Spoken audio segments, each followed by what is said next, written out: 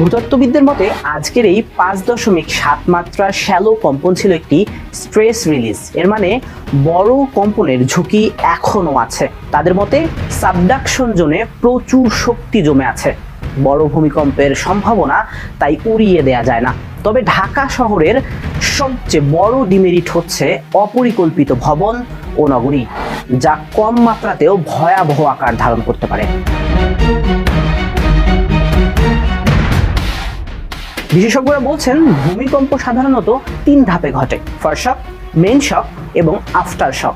গতকালের অর্থাৎ 21 নভেম্বরের ভূমিকম্পটি যদি মূল কম্পন নাকি বড় কোনো ভূমিকম্পের আগাম সংকেত তা এখনই সম্পূর্ণভাবে নিশ্চিত করা যাচ্ছে না।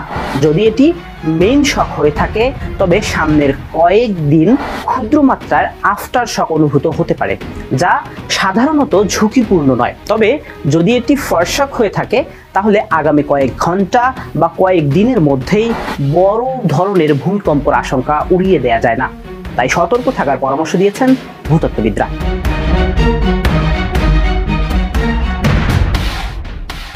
নগর পরিকল্পনাবিদরা বলছেন ঢাকার বেশিরভাগ ভবনই পূরণ করছে না ভূমিকম্প সহনীয়তার মানদণ্ড। বিশেষ করে পুরান ঢাকার ঘনবসতি, পুরাতন ভবন, নিয়ন্ত্রণহীন নির্মাণ, রেগুলেশন না মানা, সব মিলিয়ে বড় ভূমিকম্পের সব থেকে বেশি ক্ষতিগ্রস্ত হতে পারে আমাদের রাজধানী এবং চট্টগ্রাম।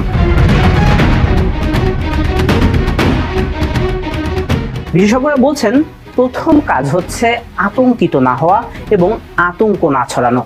অপরিকল্পিত নগরী আমাদের ইতোমধ্যে অনেকটা ভোগাচ্ছে, তাই আমাদের সচেতন হতে হবে এবং প্রয়োজনীয় পদক্ষেপ নিতে হবে। ভবনের নিরাপত্তা চেক, জরুরি দুর্যোগ প্রস্তুতি, স্কুল কলেজের ড্রিল এবং মহড়া, পুরান ঢাকায় ঝুঁকিপূর্ণ ভবন অপসারণ, জাতীয় ভূমিকম্প প্রস্তুতি পরিকল্পনা এবং এসব পদক্ষেপ এখনই নিতে হবে। আজকের কম্পন ভয় দেখালেও সতর্ক করে গেছে বড় বিপদের সম্ভাবনার কথা। প্রস্তুতি থাকাই এখন সবচেয়ে বড় প্রয়োজন।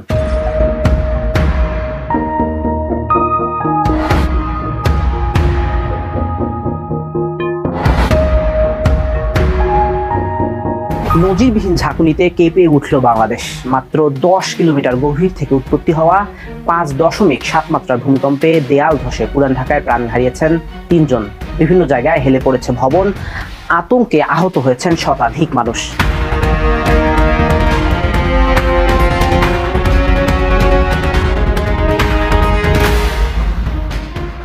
কেন এত তীব্রভাবে অনুভূত হলো এই কম্পন এবং বিশেষজ্ঞরা কেন বলছেন এটা বড় বিপদের আগাম বার্তা? প্রকৃতির সময়ের আজকের পর্বে দেশের ভূমিকম্প পরিস্থিতি নিয়ে ব্যাখ্যা করতে সঙ্গে আছি আমি সাগর। শুক্রবার সকাল 10:38 আচমকা কেঁপে উঠল পুরো দেশ। রাজধানী সহ সব বিভাগেই অনুভূত হয় শক্তিশালী কম্পন। পুরান ঢাকার বংশালের কসাইটুলিতে একটি ভবনের সানসেট ভেঙে পড়ে রক্তাক্ত হন 3 পথচারী। দ্রুত উদ্ধার করে হাসপাতালে নেওয়া হলে তাদের মৃত ঘোষণা করা হয়। রাজধানীর খিলগাঁও, আরমানিটোলা, বাড়িধারা অনেক জায়গায় ভবন হেলে পড়ার খবর আসে।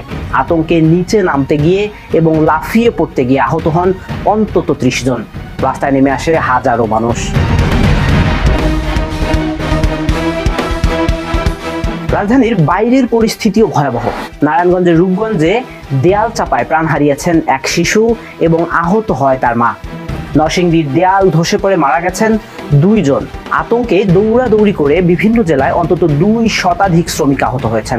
ঘোড়াশাল তাপবিদ্যুৎ কেন্দ্রের ভবনে ফাটল ধরায় স্থগিত জাতীয় গ্রিডে বিদ্যুৎ সরবরাহ। ঢাকা এবং রাজশাহী বিশ্ববিদ্যালয়ের কিছু আবাসিক হলেও ফাটল দেখা দেয়। আতঙ্কিত হয়ে পড়ে শিক্ষার্থীরা। সিলেট, চট্টগ্রাম, খুলনা, রংপুর, ফেনী সহ প্রায় সব জেলাতেই একই তীব্রতায় অনুভূত হয় এই কম্পন। আবহাওয়া অধিদপ্তর জানায় ভূমিকম্পের কেন্দ্র ছিল নরসিংদী জেলার ঘোড়াশালের মাধবদী অঞ্চলে।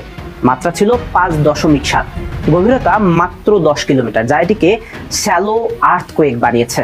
শ্যালো ডেপথ অর্থাৎ গভীরতা যত কম ঝাঁকুনি তত বেশি অনুভূত হয়। শ্যালো ভূমিকম্প সাধারণত বেশি ক্ষতিকর। এখন প্রশ্ন হলো কত কিলোমিটার গভীর থেকে উৎপত্তি হলে কতটা ভয়াবহ আকার ধারণ করতে পারে ভূমিকম্প? ভূমিকম্পের উৎপত্তি স্থল মানে যেখান থেকে ভূমিকম্পের কম্পন শুরু হয় তার গভীরতা ভূমিকম্পের প্রভাব, ধ্বংসস্তর এবং অনুভূতির তীব্রতায় অনেকটা নির্ভর করে। স্বল্প গভীর বা শ্যালো ডেপথ, যা 0 থেকে 70 কিলোমিটার গভীর থেকে উৎপত্তি হয়। বিশ্বের 80% বড় ভূমিকম্প এই রেঞ্জে হয়।